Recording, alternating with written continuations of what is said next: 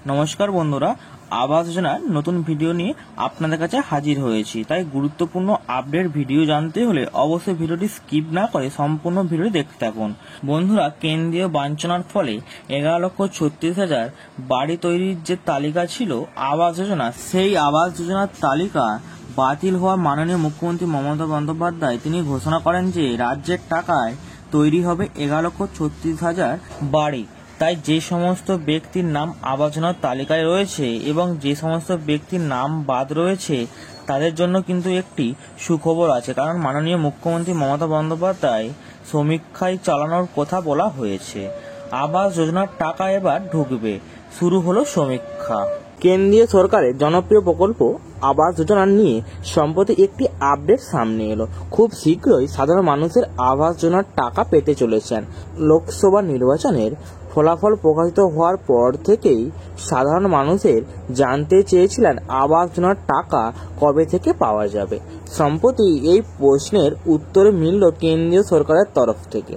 কেন্দ্রীয় সরকারের আবাস যোজনায় মূলত গৃহহীন নাগরিকদের পাকা বাড়ি দেওয়া হয়।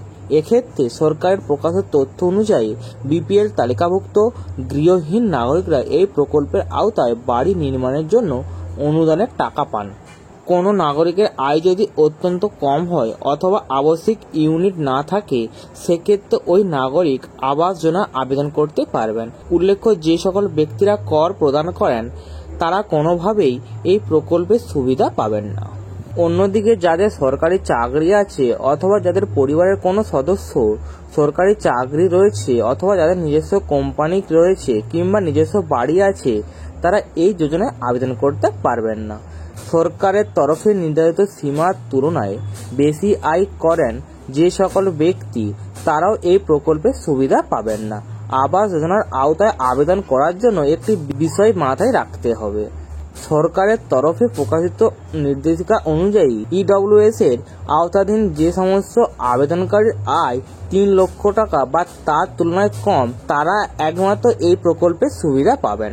এছাড়া এলআইজির আওতাধীন আবেদনকারী আয় 3 লক্ষ থেকে 6 লক্ষ টাকার মধ্যে, তারাও এই যোজনার বাড়ি নির্মাণের জন্য আর্থিক সহায়তা পাবেন।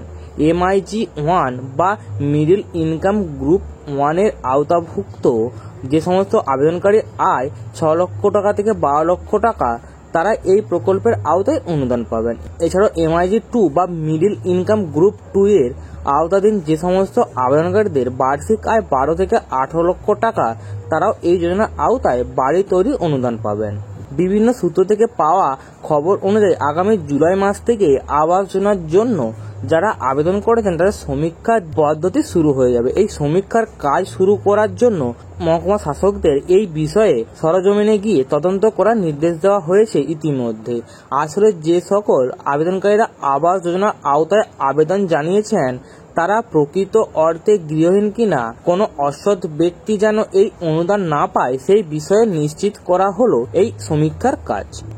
তাই এই সমীক্ষার ফলাফলের ওপর নির্ভর করেই আবাস যোজনার অনুদান প্রদান করা হয়। বিশেষজ্ঞদের মহল মনে করছেন যে সমীক্ষার সমস্ত প্রক্রিয়া সম্পন্ন হলেই সরকারের তরফ থেকে আবাস যোজনার অনুদান দেওয়া নির্দিষ্ট সময়সীমা বলে দেওয়া হবে।